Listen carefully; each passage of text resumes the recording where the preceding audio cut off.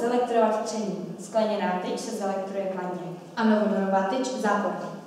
Polaritu náboje si můžeme znázornit měřícím přístrojem.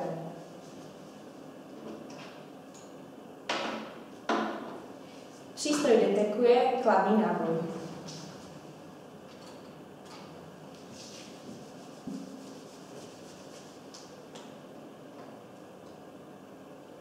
U novodorové tyče přístroj detekuje záporný náboj.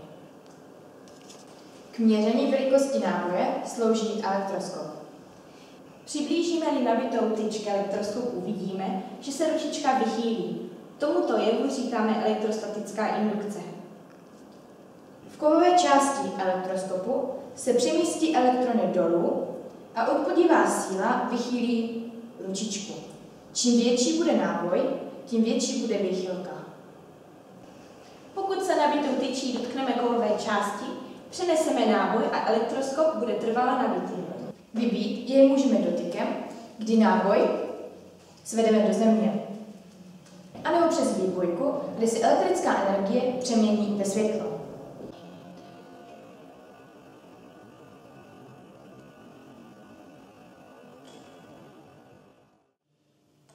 Nyní se podíváme na Van de Graaffův generátor, který vytváří kladný náboj, který vede odsud až tady, a záporný náboj, který vede odsud a tady.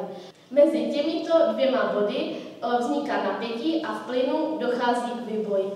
Nyní se podíváme na výboj v různých plynech. Tady můžeme vidět oxid uhličitý, kyslík, dusík, vodík, helium a neon. A podíváme se na barvy jejich výbojů.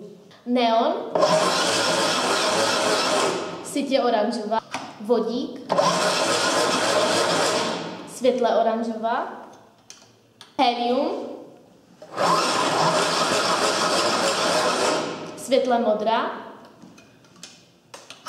dusík, fialová, kyslík, téměř nejde vidět, a oxid uhličitý,